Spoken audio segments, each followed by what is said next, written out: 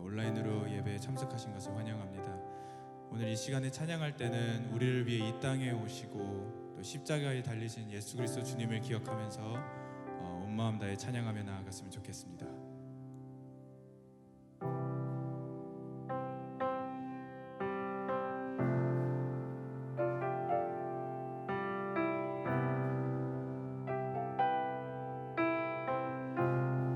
사랑하셔서 오시었네. 말씀하신 대로 본이 되신 예수 얼마나 아프실까. 갈보리 언덕 그 십자가. 다시 한번 사랑하셔서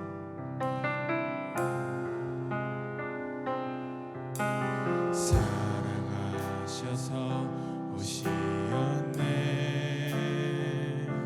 말씀하신 대로 본이 되신 예수 얼마나 아프실까. 갈보리 언덕 그 십자가 피 흘림 없이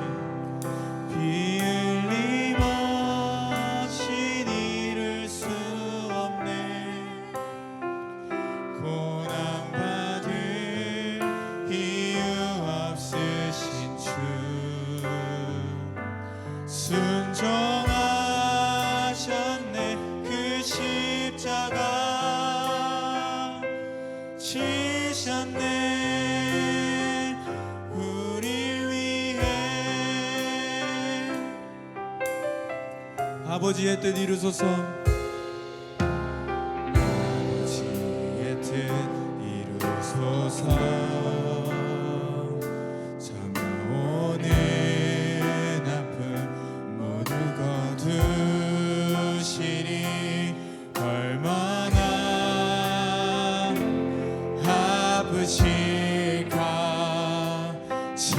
처절한 고통 그 십자가 피 흘림 없인 이룰 수 없네. 고난받을 이유 없으신 주 순종하셨네. 그 십자가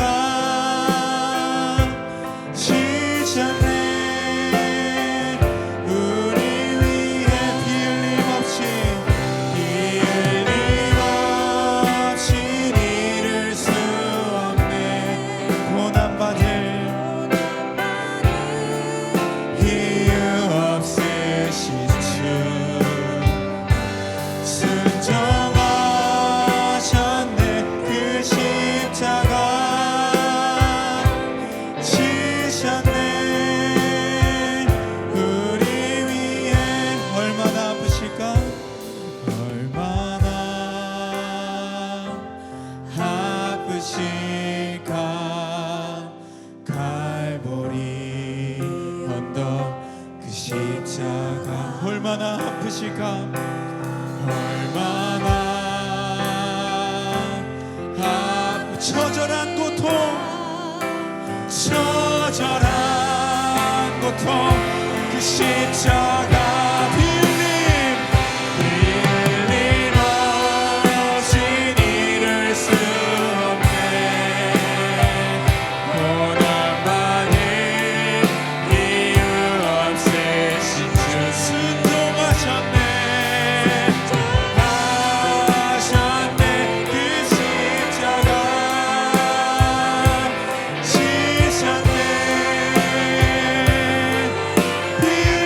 시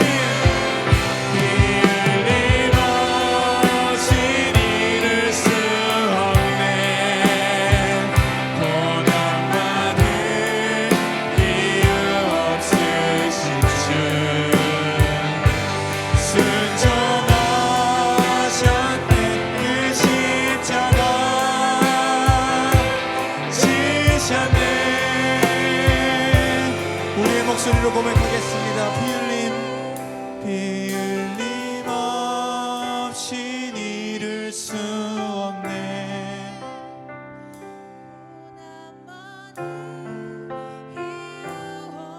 우리 주님 순종하셨습니다.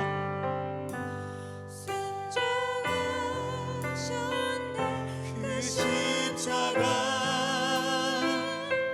지셨네. 한 번 더 고백하겠습니다. 비 흘림 없이 이룰 수 없네. 고난 받을 이유 없으신 주 순종하셨네. 그 십자가 지셨네.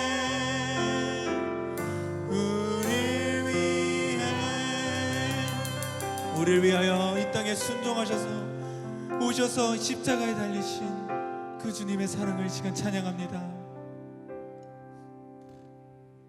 할렐루야. 이 시간에 함께 우리의 놀라우신 십자가를 찬양하면서 나아가겠습니다.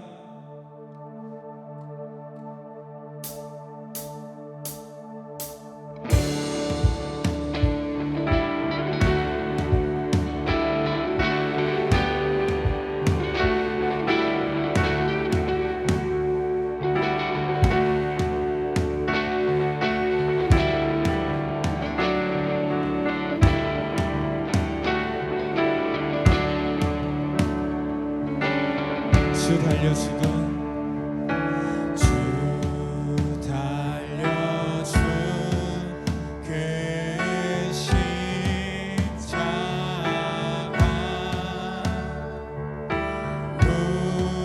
우리가 생각한 때에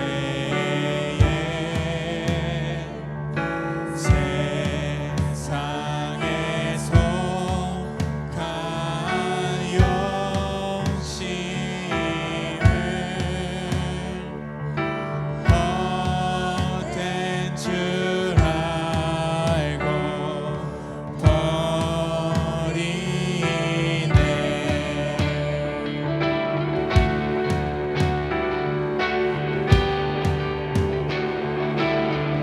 죽으신 그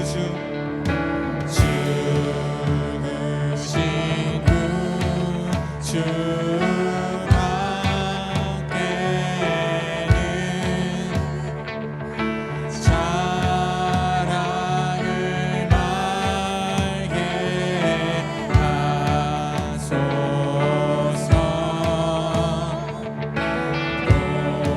보혈의 공로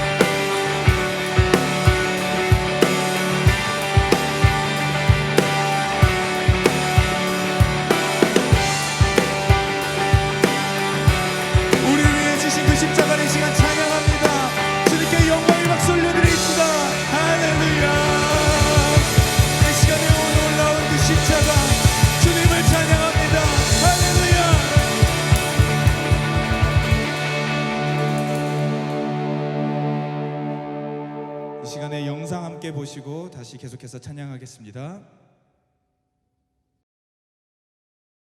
The church has often been called a hospital for the sick. And the Western world is more sick than ever before. Not just with COVID-19, but with a pandemic of fear. Likely end up infecting most people in the Very world. concerning. You're concerned? Very. Coronavirus panic shopping. Yet for the first Sunday in history, many church buildings look like this. Virus has church after church Dozens cancel Sunday services. services because of the outbreak. Will be suspended. What does this mean for the church and for the world? If the church is a building, then what happens when they're closed? If it's an event, then what happens when they're cancelled? And how do we respond in a world that has never looked so shaken? But could this actually be the church's finest hour? To be what the Bible calls us to be?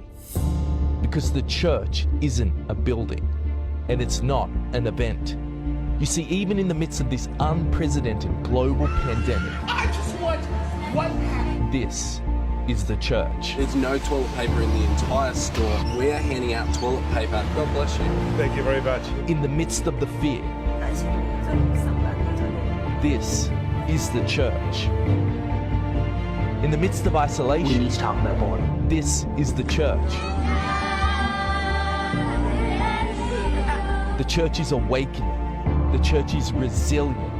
The church is adapting and discovering new expressions for the gospel to reach further than ever before. We've got a total lockdown. Our church, we're going to gather over Zoom, and then we're actually going to FaceTime our friends and family and share the gospel. I'm checking to see if my neighbors need supplies or prayer, and I'm also using Facebook to reach out to those that I can't get to.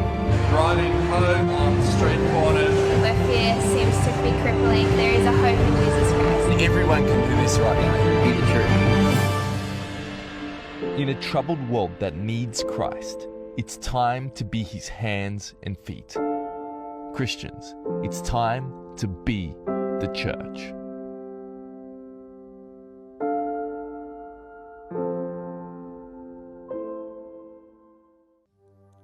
우리 계속해서 찬양하며 나아가겠습니다.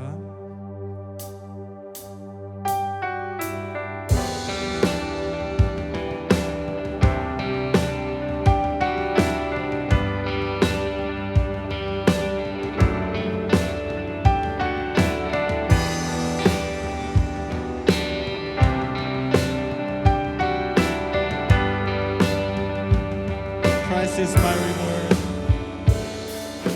Christ is my reward and all of my devotion.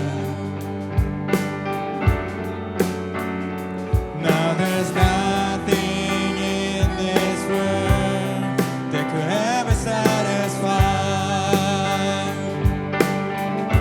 Through every trial, my soul will sing. No turning back. I've been set free.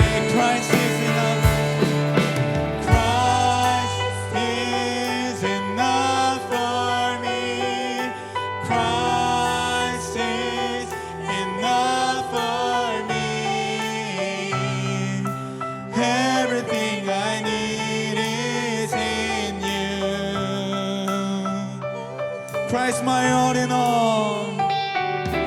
Christ, my all in all. My joy and my salvation. And this hope will never fail. Heaven is our home. Through every storm, Jesus is here to copy the glow. Christ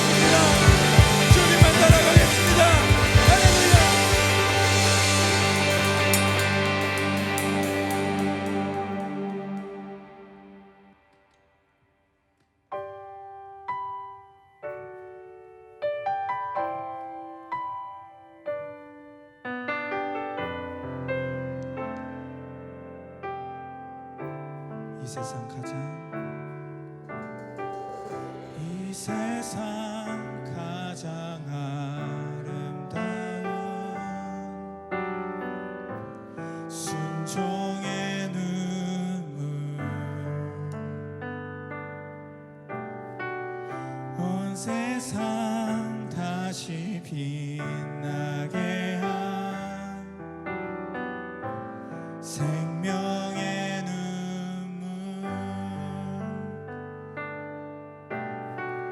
그가 이 땅에 오신 이유 죽어야 살게 되고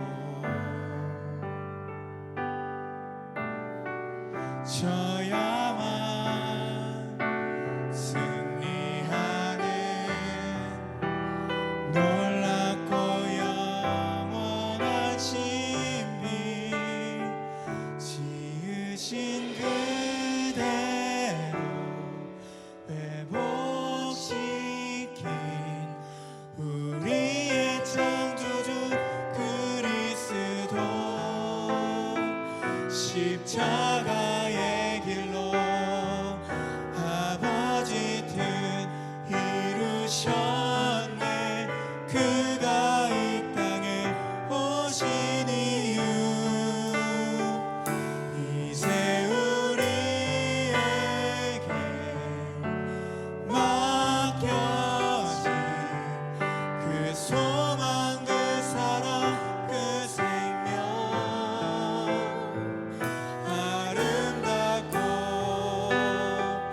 눈부신 십자가의 길 우리가 이 땅에 살아갈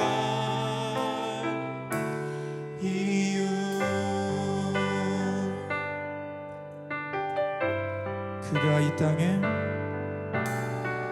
그가 이 땅에 오신 이유 죽어야 살게 되고 아멘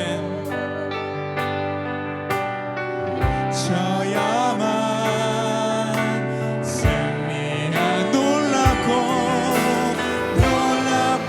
영원한 신비 지으신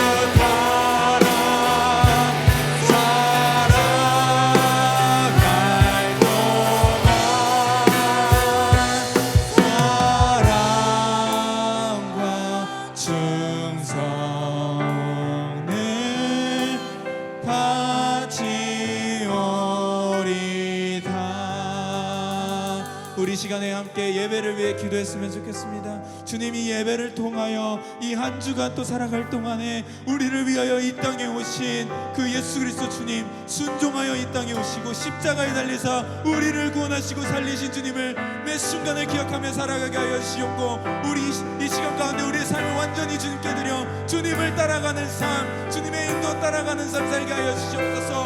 우리의 삶 가운데 아버지 사용하여 주셔서 영광 받으시옵고, 지금 이 시간 예배를 아버지 손에 올려드리니 주의 영광 받아 주시옵소서. 우리 예배, 우리 가정, 우리의 삶을 주님께 올려드리며 함께 기도하며 나아가겠습니다.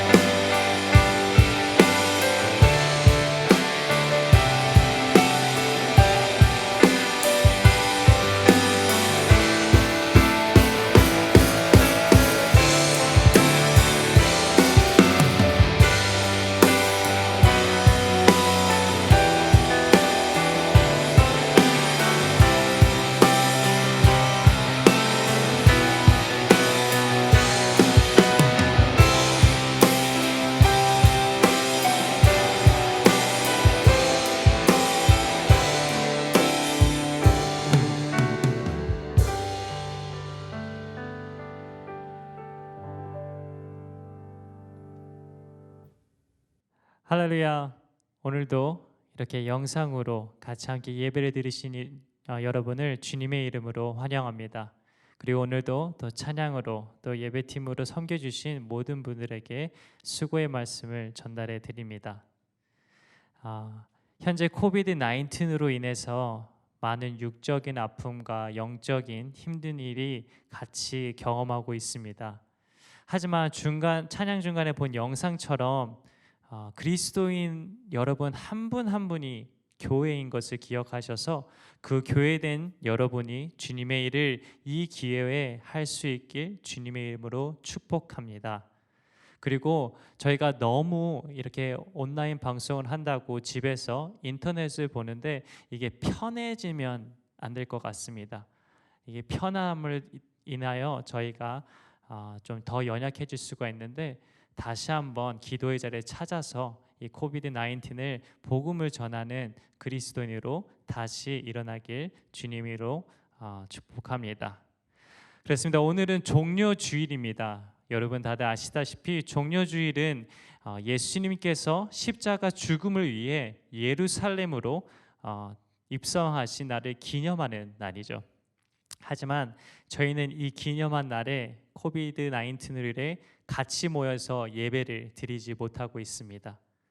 부활주일도 이렇게 온라인으로 예배를 드려야 할 것 같습니다. 그래서 예배 중간에 저희가 하나의 조그만 이벤트를 준비했는데 조금 있다가 영상을 통해서 다시 한번 말씀해 드리도록 하겠습니다. 여러분과 저도 마찬가지로 예수님을 영접한 후에 이 부활주일날 교회 가지 않고 그냥 집에서나 아니면은 어느 곳 안에서 인터넷을 통해서 부활주일을 맞이한다, 이런 경험은 아무래도 처음 하는 것 같습니다. 하지만 오늘 이 예배를 통해서 예수님께서 이 세상을 바꾸셨듯이 저희의 삶이 바뀌어 주님께 가는 길에 같이 동참하시는 예배가 되며 함께 기도와 섬김으로 동참할 수 있길 바랍니다. 세상에는 아무리 바꾸려고 노력해도 바뀌지 않은 것 같은 사람들이 있습니다. 누굴 것 같습니까? 지금 옆에 있는 사람을 보시지 마시고 또 다른 사람을 생각하지 마시고 제일 바뀌지 않을 것 같은 사람은 거울을 보면 그 앞에 서 있는 사람입니다. 근데 바뀌지 않을 것 같은 사람이 바뀌면 은혜가 되고 감동이 되죠. 예수님의 은혜는 정말 바뀌지 않을 것 같은 사람이 바뀌는 것입니다. 저는 가정교회를 하면서 여러 가지 세미나와 또 컨퍼런스를 통해서 여러분들의 간증을 들었지만 그들이 바뀌는 과정을 들을 때마다 주님의 은혜를 경험할 수 있었습니다. 그래서 지금 이 시간 한 3분 동안 이 은혜를 경험하길 원하는데요. 만약 옆 사람이 있으면 옆 사람과 나눠주시고 옆에 사람이 없으면 조금만 쪽지나 컴퓨터로 한번 작성을 하길 원합니다. 첫 번째 질문은 예수님을 언제 제일 처음 만났나? 두 번째는 예수님을 영접한 후 내 삶에서 무엇이 바뀌었나? 이 두 가지를 갖고 나누기 원하는데요. 제 경험을 보면은 저는 6학년 때 한국에서 찬양 철야 집회에서 예수님을 처음 만났습니다. 그리고 예수님을 영접한 후 내 삶이 무엇이 가장 먼저 바뀌었냐면 제 삶 속에서 세상 음악들이 나가고 찬양이 많이 남아 있더라고요. 이것이 영접한 후 내 삶이 가장 바뀐 첫 번째 중에 하나입니다. 그러면 이제 여러분 옆 사람들과 나눠주시던지 한번 기록하신 후 저와 나중에 나누는 시간 갖도록 하겠습니다.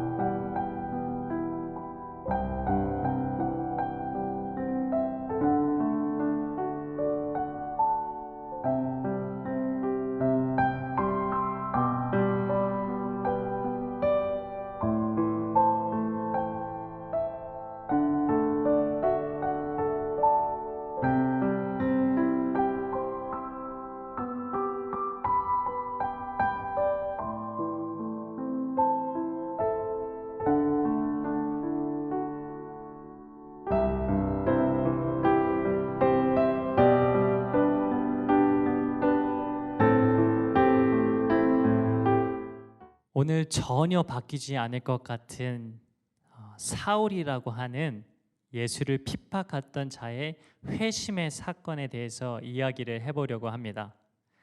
이 말씀이 우리의 이야기가 되기를 소망하며 하나님이 어떻게 우리를 통해서 세상을 바꾸는 통로가 되게 하시는지 세 가지로 나눠서 이야기해 보도록 하겠습니다. 첫 번째입니다. 세상을 바꾸는 통로가 되려면 율법주의에 빠져 있는지를 점검해야 한다.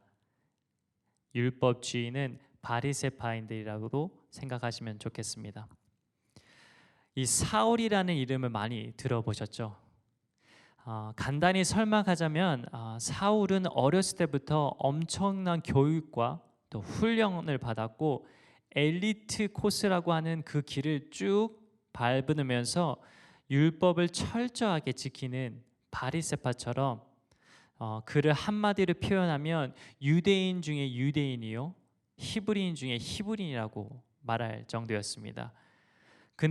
그리고 그는 보통들 똑똑하고 지성이 뛰어나면 행동이나 용기가 따르지 않기 쉬운데 그는 열심히 유대교 외에 특히 그리스도를 믿는 사람들을 핍박하고 감옥에 넣기를 열정적으로 하던 사람이었습니다. 정말 대단한 사람이죠. 그런데 문제가 있습니다. 그가 하나님을 알지 못했습니다.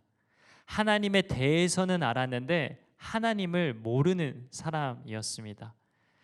이 사울을 포함해서 바리새파 사람들이 가지고 있는 신앙의 문제점은 평생 성경 공부를 하고 또 종교에 대해 또 하나님을 대해서 이야기하는데 하나님으로부터 멀리 삶을 살고 있는 사람들이었다는 거죠.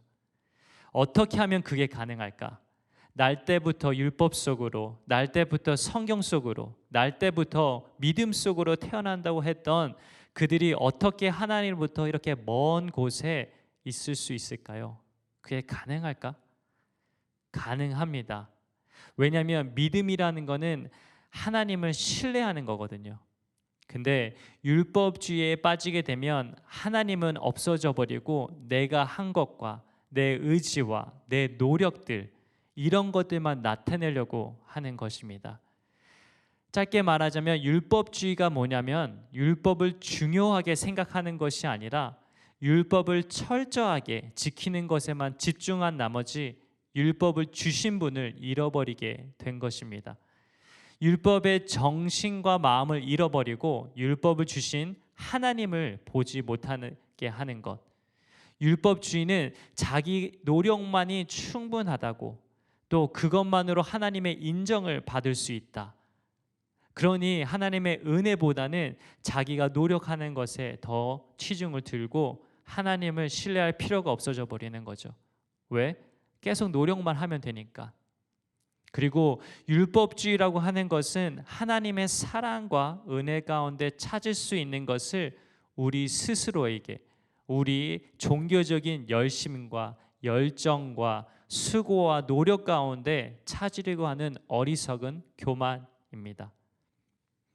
교회 오래 다니신 분들 그리고 큰 죄 한 번 안 지시고 나는 바른 생활로 살아왔어 라고 생각하시면서 교회에서 머무르시던 분들 그것도 아주 오래 기간 동안 그리고 다른 사람들을 보면서 말로는 얘기하지 않지만 저 사람 왜 저러는 거야 라고 굉장히 마음이 불편해지는 생각이 쉽게 들어오시는 분들 이런 분들은 바리새파스 같은 사람처럼 아니 젊은 사울처럼 자기 자신과 노력을 의지하는 율법주의에 빠져 있을 수도 있는 것입니다. 전혀 바뀌지 않을 것 같은 사울 그가 왜 이렇게 열성적으로 예수 믿는 사람을 핍박한 이유는 그게 하나님을 사랑하는 방법이라고 생각하는 거죠. 하나님께 자기가 한 것에 인정을 받아야 되는데 그걸 어떻게 했냐면 하나님의 은혜를 의지하는 대신 자기의 노력으로 자기의 수고로 자기의 열정으로 인정을 받으려고 하니까 예수님 믿는 사람들을 감옥에 가두고 매질을 하고 핍박하게 된 것입니다. 사울은 사도가 되기 전에 성경을 알았고 기도도 알았고 금식이라는 것도 알았고 율법도 알았고 경건한 생활을 어떻게 하는지도 알았지만 그 어디에도 하나님은 주인 되지 않고 있으셨습니다. 결국 자기 자신이 주인이었던 거죠. 그리고 그는 자기 주인이 된 율법주의적인 믿음을 갖고 예수 믿는 사람을 핍박하러 갑니다. 다시 읽어보겠습니다. 사도행전 9장 2절부터 3절까지입니다. 다마스쿠스에 있는 여러 회당으로 보내는 편지를 써달라고 하였다. 그는 그 돌을 믿는 사람은 남자나 여자나 가리지 않고 닥치는 대로 묶어서 예루살렘으로 끌고 오려는 것이었다. 사울이 길을 가다가 다마스쿠스 가까이 이르렀을 때에 갑자기 하늘에서 환한 빛이 그를 비추었다. 자, 다마스쿠스라고 하는 곳은 예루살렘에서부터 한 일주일 정도 여행을 가야지만 도착할 수 있는 아주 먼 거리에 있는 장소였습니다. 예수 믿는 사람들이 많이 거기로 도망을 했다는 소식을 듣고 열정이 출중했던 사울이 출장 문서를 가지고 다마스쿠스까지 가서 예수 믿는 사람을 잡아서 예루살렘으로 데리고 와서 감옥에 쳐 넣으려고 가게 된 것입니다. 다마스쿠스 가까이에 왔는데 3절을 보니까 우리가 주의 깊게 봐야 되는 표현들이 몇 가지가 있어요. 첫 번째는 우리가 주의 깊게 봐야 할 말은 갑자기라고 하는 말입니다. 거기 보시면 다마스쿠스 가까이에 이르렀을 때 갑자기 하늘에서부터 환한 빛이 그를 둘러 비추었다 라고 이야기하죠. 갑자기. 오순절 성령의 역사 기억나시나요? 그때도 갑자기 일어났죠.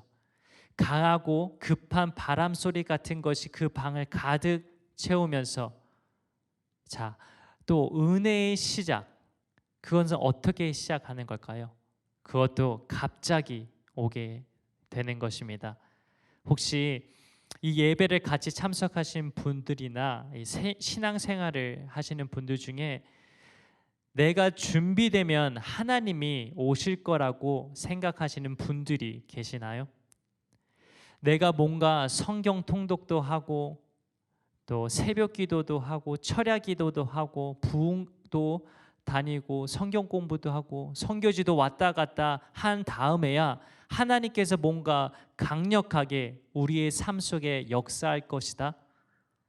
만약 그런 분들이 있다면 그건 잘못된 생각입니다. 하나님의 은혜는 갑자기 오는 거예요. 갑자기 예상 못했을 때, 전혀 기대 못했을 때 하나님의 은혜가 오는 겁니다. 그래서 우리가 깨어 있어야 된다는 말입니다. 두 번째입니다. 우리가 주목해야 할 단어는 하늘에서라고 하는 표현이에요. 이 사도행전 9장에서 보고 있는 사울의 회심 사건은 땅의 사건이 아니었습니다. 그건 하늘로부터 시작된 사건이었습니다. 지금 사울은 자신의 계획을 따라서 땅의 사건을 주도하고 있잖아요. 사람들을 잡아서 감옥에 넣고 자기 영광만을 높이려고, 또 그가 얼마나 유대교의 열심을 가지고 있는 사람인지를 드러내려고, 예루살렘에서 자기 위치를 보여주려고 이런 인간이 주도하는 삶을 살고 있죠. 그런데 하늘로부터 하나님 사건이 이 땅 가운데, 사울의 삶 가운데 이미 오기 시작하는 것이죠. 이 땅의 사건이 주도자는 사울이었지만 지금 그가 경험하고 있는 하늘의 사건의 주인공은 사울이 아니라 하나님이십니다. 그리고 사울의 회심 사건으로 하늘로부터 출발한 하나님이 주도하시는 하나님의 영광의 사건이었다는 것입니다. 세 번째 우리가 주목해야 될 표현은 하늘에서 환한 빛이 그를 둘러 비추었다 라고 하는 표현입니다. 가장 특출나게 종교적인 열심을 가지고 있던 사울은 사실은 가장 어두운 곳에서 살고 있었죠.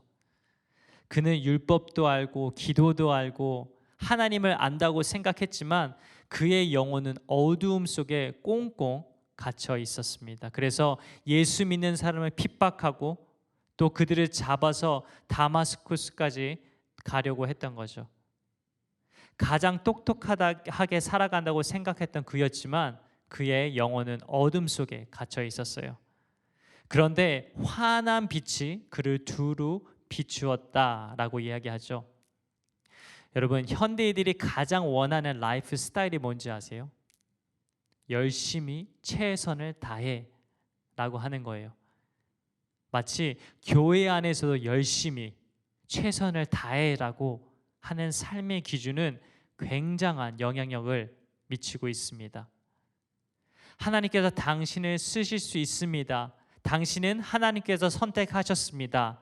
이런 말을 들은 사람들의 반응이 뭐냐면 할렐루야 감사합니다라고 하는 대신 그러니까 내가 더 열심히 해야 되는데, 내가 더 열심히 기도해야 되는데, 최선을 다해 뭔가 열심히 해야 되는데 라고 생각하고 있는 거죠.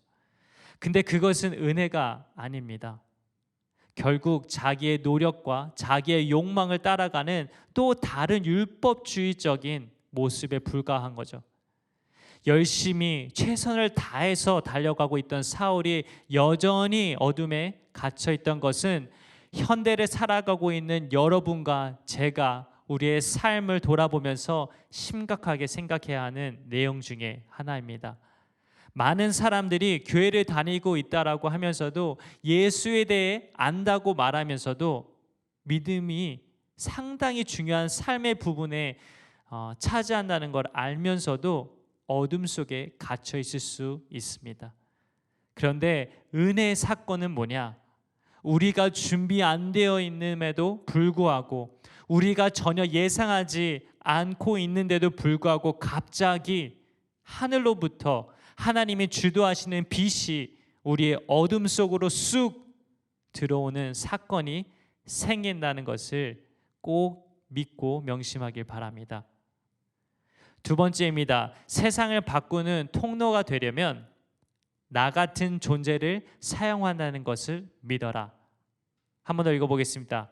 세상을 바꾸는 통로가 되려면 나 같은 존재를 사용한다는 것을 믿어라. 여러분, 어둠을 좋아하시나요? 어둠 속에 밤 늦은 시간을 말하는 거죠. 이 시간에 편한 사람들이 많이 계시죠? 여러분도 인정하시죠? 저도 인정합니다. 잘 생각해 보면 우리가 가장 편하게 나쁜 생각이나 행동을 할 수 있을 때는 어두운 곳에 혼자 있을 때, 바로 그때 자기 본심이 나오게 되고 자기가 하고 싶은 것을 먼저 하죠. 바로 이것이 하나님을 의지 못하는 인간의 모습입니다. 근데 사울이 그런 존재였어요. 자기는 똑똑하다고, 또 열정 있게 산다고, 최선을 다하고 산다고 생각했지만 정작 그 영혼은 어둠 속에 갇혀 있었죠.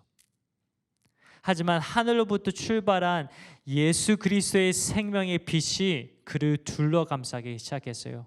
그 빛이 얼마나 강했냐면 이것을 만난 게 정오 12시였는데 그 가장 밝은 낮에보다 훨씬 강한 빛이 사울을 감쌌다고 합니다. 4절부터 6절까지 같이 읽도록 하겠습니다. 그는 땅에 엎어졌다. 그리고 그는 사울아 사울아 내가 왜 나를 핍박하느냐 하는 음성을 들었다. 그래서 그가 주님 누구십니까? 하고 물으니 나는 내가 핍박하는 예수다. 일어나서 성 안으로 들어가거라. 내가 해야 할 일을 일러줄 사람이 있을 것이다 하는 음성이 들려왔다. 사울이 땅에 엎어집니다. 그리고 소리가 들려옵니다. 사울아 사울아. 여러분, 성경에서 이름이 2번 나오면 집중하셔야 됩니다. 주목하셔야 됩니다. 사울이 성경을 잘 아는 사람이거든요. 근데 하나님의 음성을 그중에 들어봤을까요? 아마 들어보지 못했을 거예요. 사울아 사울아. 그리고 그 다음 음성에 사울은 몹시 혼란에 빠지게 될 것입니다. 지금 사울은 이 음성을 들려오는 대상에 향해서 주님이라고 부르는 것을 보면 인간이 아닌 초월적인 존재가 그에게 말을 하고 있다는 것을 감지했다는 것을 볼 수 있습니다. 그리고 그가 당신은 누구입니까? 라고 물어보았을 때 들려오는 음성이 사울을 몹시 괴롭게 할 뿐만 아니라 혼란 속으로 빠뜨렸을 것입니다. 왜냐하면 주님께서 나는 내가 핍박하는 예수다.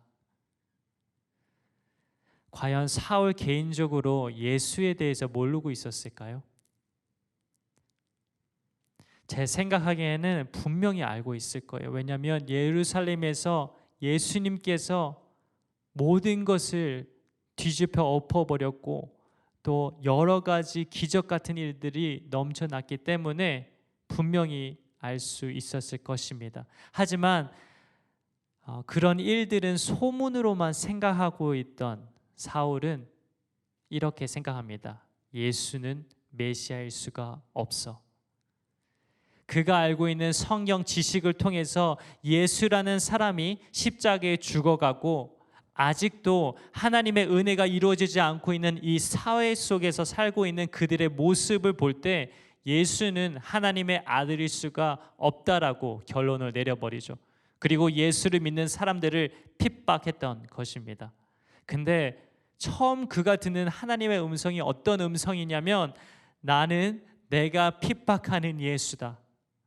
이게 혼란이 오게 된 거죠. 얼마나 혼란스러웠는지 8절 9절에서 이야기하고 있습니다. 같이 읽어보겠습니다. 사울은 땅에서 일어나서 눈을 떴으나 아무것도 볼 수가 없었다. 그래서 사람들이 그의 손을 끌고 다마스쿠스로 데리고 갔다. 그는 사흘 동안 앞을 보지 못하는 상태에서 먹지도 않고 마시지도 않았다.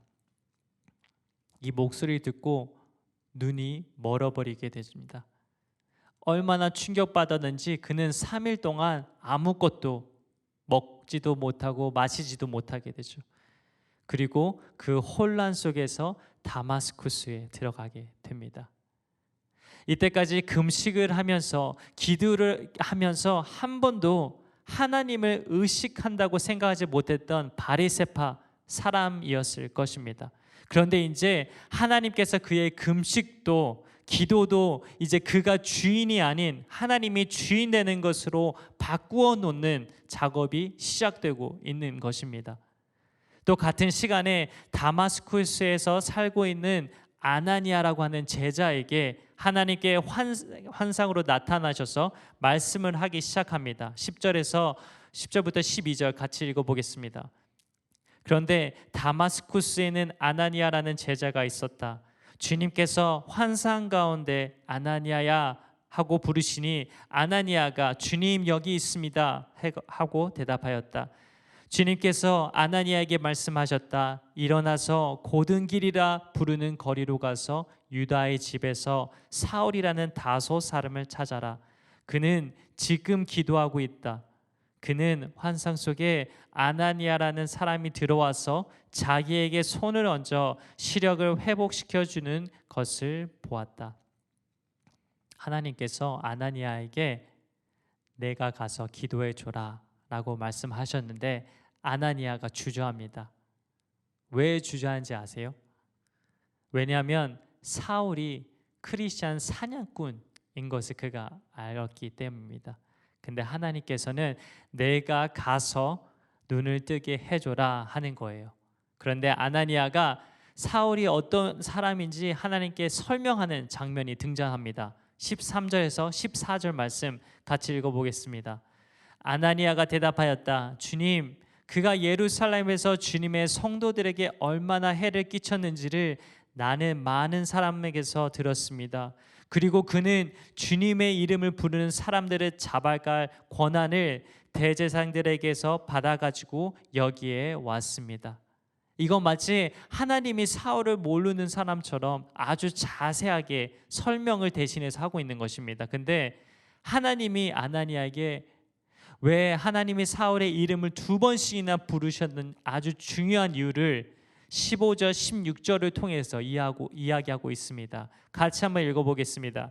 주님께서 그에게 말씀하셨다. 가거라. 그는 내 이름을 이방 사람들과 임금들과 이스라엘 자손들 앞에 가지고 갈 내가 택한 내 그릇이다.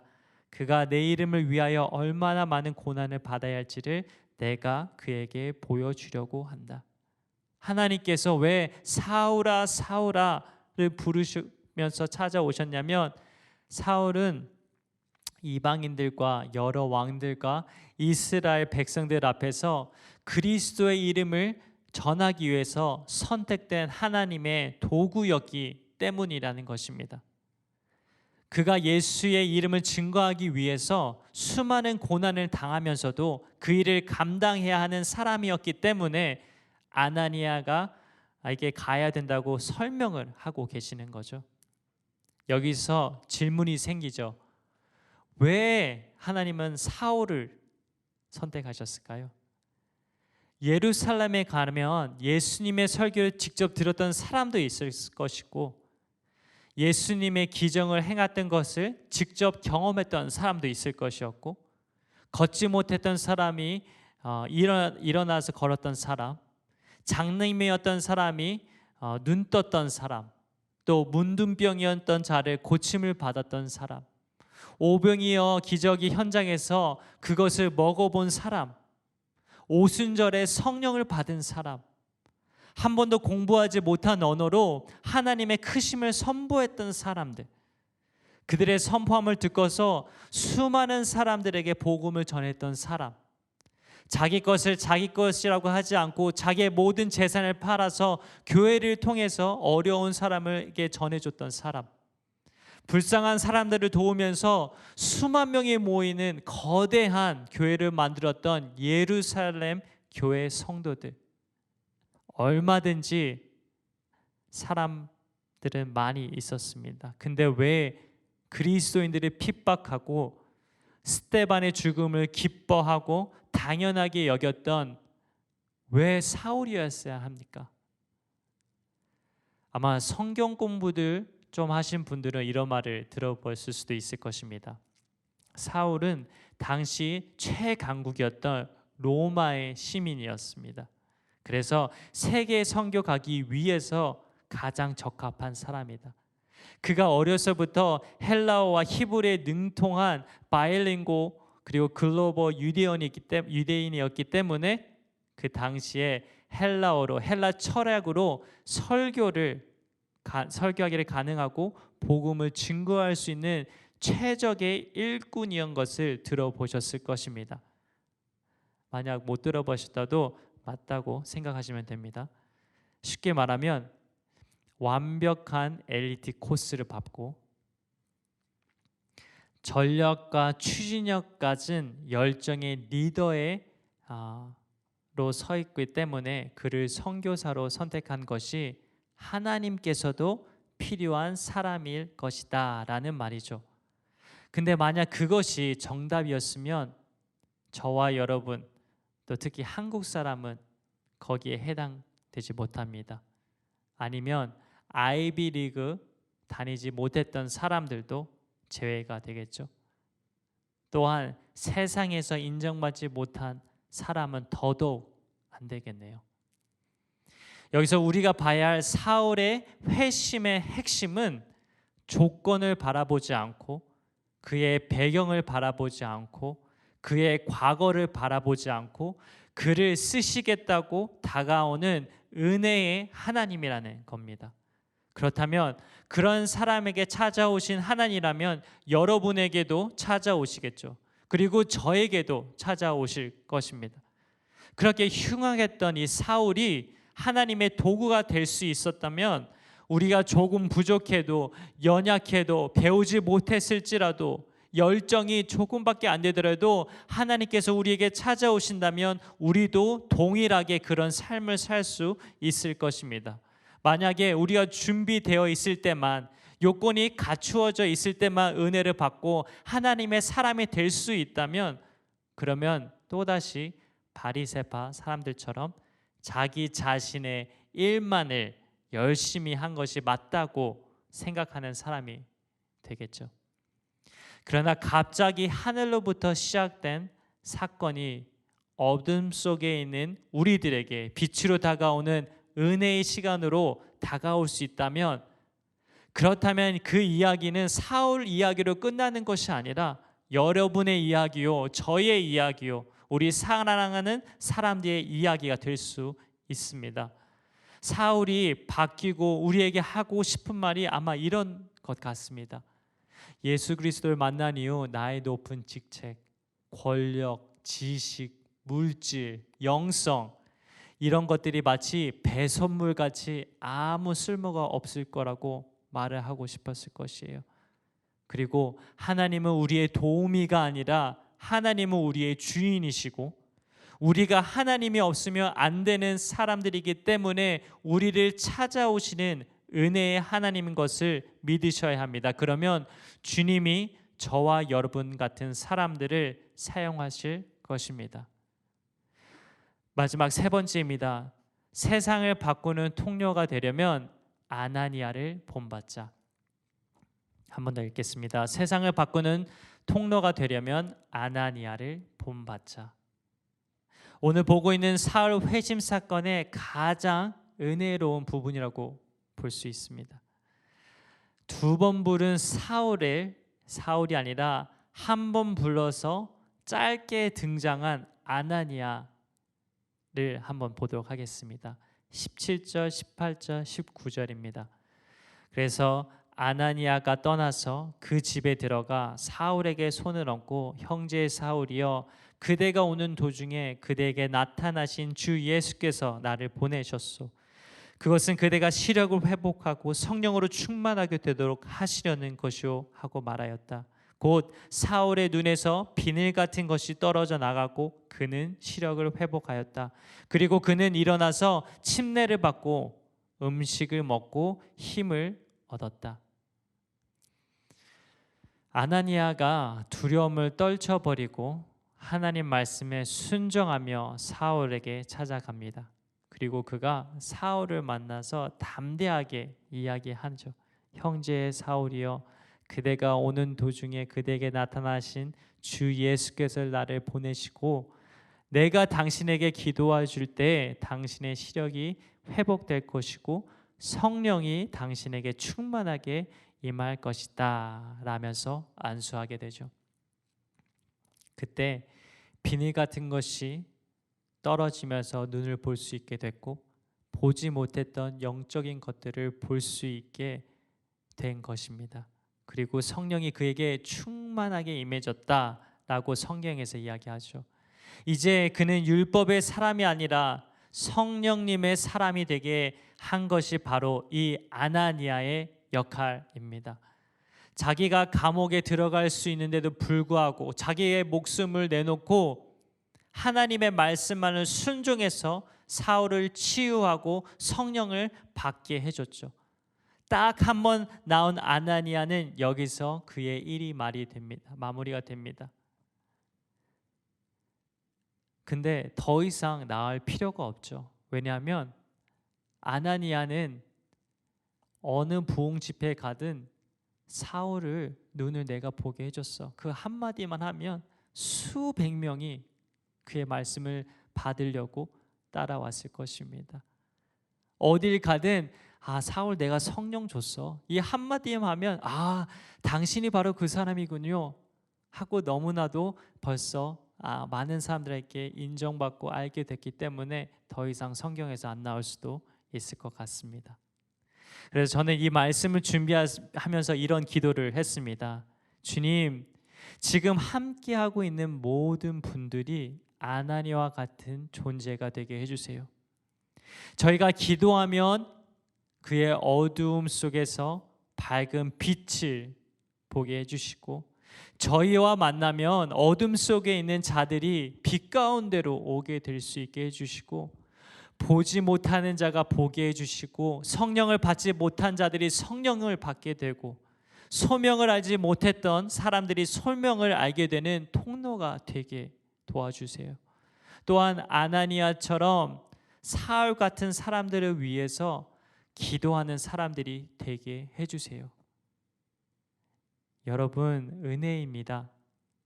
하나님을 만난 것은 우리의 노력으로 만난 것이 아니라 갑자기 하늘로부터 시작되는 하나님의 은혜의 사건이 우리 삶 속으로 쑥 빛처럼 들어오는 겁니다.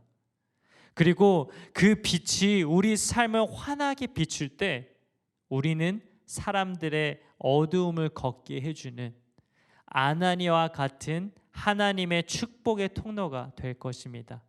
인생에서 가질 수 있는 가장 위대한 만남은 예수 그리스도의 만남입니다. 그 만남이 여러분 삶 가운데 매일같이 이루어지는 놀라운 역사가 이루어지길 간절히 축복합니다. 다 같이 이 시간 결단하며 기도하기 나갑니다. 결단할 때 주님, 제가 너무 어리석고 제가 율법적으로 빠져 있는지 점검도 하지 못한 채 그냥 열심히만, 그냥 최선만 다해서 주님 앞에 나아가면 되는 줄 알았습니다. 하지만 이제 깨달았습니다. 주님, 제 노력을 하는 것이 아니고 저의 이름을 높이려고 하는 것이 아니고 주님께서 가라고 하면 가고 주님께서 가지 말라고 하면 가지 않고 항상 이렇게 주님의 음성을 먼저 귀담아 들을 수 있는 자가 되게 해주세요. 주님의 말씀을 깨닫게 해주세요. 인간의 욕심이 들어가지 않고 성령님의 계획을 짜며 제 삶을 살 수 있게 도와주세요. 그래서 이 코비드-19을 통해서 주님, 두려워하지 않고 이럴 때일수록 앞으로 한 걸음 더 나아가서 믿지 않는 영혼에게 복음을 전할 수 있는 자가 되게 도와주세요. 그럴 때 주님, 저희와 함께 동행해 주셔서 이 아나니아와 같은 사람 되어 저를 통해서 다른 사람들의 성령을 받고 복음을 믿을 수 있는 자가 될 수 있도록 다 같이 기도하시겠습니다. 정말 감사합니다. 주님, 오직 주님의 은혜만을 간구합니다. 바리새파처럼 율법을 추구하는 사람처럼 사는 것이 아니라 오직 하나님의 은혜만을 붙잡고 살 수 있게 도와주시옵소서.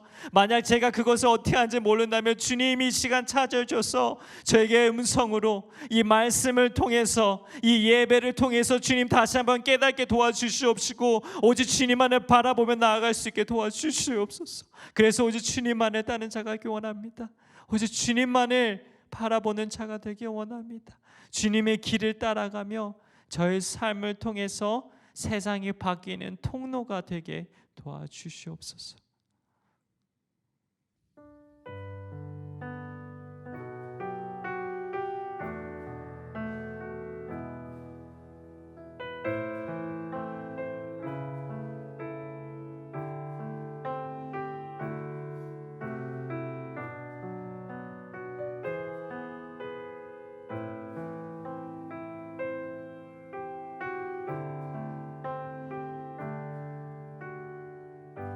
십자가를 참으신 십자가를 참으신 어린 양 예수 내 죄 씻어 주시고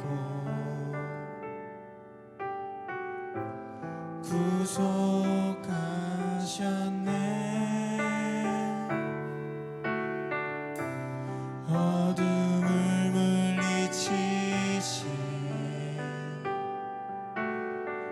세상의 빛 예수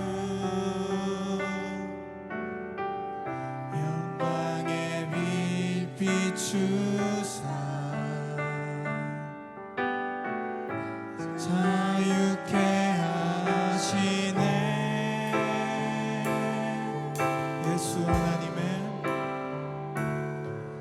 예수 하나님의 완전한 사랑 예수 하나님의 값없는 은혜 예수 하나님의 놀라운 지혜 아름다운 그 이름 예수 십자가를 참으신 십자가를 참으신 어린 양 예수 내 죄 씻어 주시고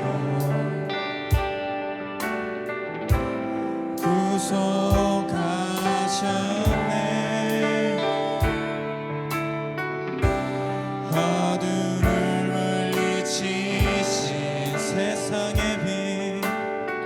세상의 빛 예수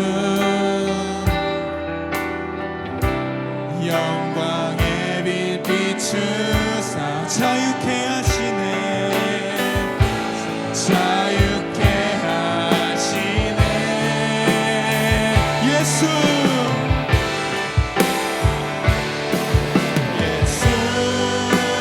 하나님의 완전한 사랑 예수 하나님의 값없는 은혜 예수 하나님의 놀라운 지혜 아름다운 그 이름 예수 예수 하나님의 예수 하나님의 완전한 사랑 예수 하나님의 값없는 은혜 예수 하나님의 놀라운 지혜 아름다운 그 이름 예수 아름다운 그 이름 아름다운 그 이름 예수는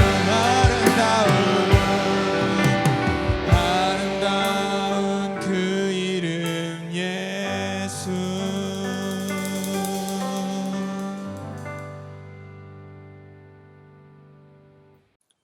Good morning, buenos dias, annyeonghaseyo. Next Sunday is Easter. We're so excited to celebrate, even though it looks way different than anything we would have expected for this year. But I want to let you know about three ways that you can take advantage of Easter and maximize it this year, as we won't be gathering together on Good Friday, or we won't even get to gather together on Easter Sunday. But three things that you could do. The first is a resource for you to grow personally. Check out the devotional that we put together so that you or your family can be reading through God's Word together, preparing our hearts for Easter. The second opportunity is something for us collectively as a church. We have a creative and collaborative effort to kind of create this art piece in our parking lot patio area. So make sure you look at the details of how to do that. And when you come, this is something that's great for kids or the whole family. But do make sure that you maintain that 6 foot distance from each other if there happens to be other people when you show up. The third thing is something that we get to do for other people. Normally Easter would be a week when lots of unsaved people come to our church to hear the good news about Jesus. Since they won't be coming, we want to take the message to them. And so I want to encourage you this week to film a 60-second testimony of yourself, just selfie style. Take that picture, that video of yourself, and then post that on social media using the hashtag Jesus changed my life. Use that hashtag and then also add our church handle, tag us in it at thechurch.life. That way we can see pictures, and this is something that dozens of churches are participating in, churches all over the nation using that hashtag Jesus changed my life. And if we post that together, we hope that more people get to see that, and we actually get to have a bigger impact than ever before by people hearing our stories and hearing the power of the risen Savior in our lives. So we're excited for Easter. Get involved. Let's use this opportunity to impact the world around us. 기도하시겠습니다. 하나님 아버지, 오늘 한 주도 이 말씀을 가지고 시작하려고 합니다. 바쁘게 달려가는 인생의 길에서 갑자기 하늘로부터 밝은 빛이 우리를 둘러감싸는 사건이 이번 한 주간 충만하게 되기를 소망합니다. 세상의 어둠 속에 갇혀있던 우리들에게 예수 그리스도의 빛이 비추어오고 우리 인생이 예수 그리스도인 것을 기억하는 소중한 만남들이 일주일 내내 지속될 수 있도록 도와주시옵소서. 우리를 찾아오신 하나님은 찬양합니다. 그 주의 은혜를 붙듭니다. 주님께서 드리는 우리의 간절한 기도, 감사의 예물을 주님 받아주신 줄 믿습니다. 성도들의 삶 속에 주님의 은혜가 넘치고 충만히 채워주어 주시고 주를 위해서 놀랍게 쓰임받게 하여 주옵소서. 하나님, 이 나라 민족을 주께 부탁드립니다. 이 코로나 바이러스를 통해 아나니아와 같은 신실한 하나님의 종이 되어 두려움을 이기고 복음을 전하고 성령을 받게 할 수 있는 그리니스 성도님들이 되게 해 주시옵소서. 또한 세계 열방에 나가 있는 선교사님들과 그의 가정들이 주님의 손에 부탁드리오니 그들을 통해서 주님의 산 역사를 간증할 때 많은 영혼들이 주님께 돌아오게 해 주시옵소서. 살아계시고 항상 저희와 같이 동행하시는 예수 그리스도 이름으로 기도합니다. 아멘.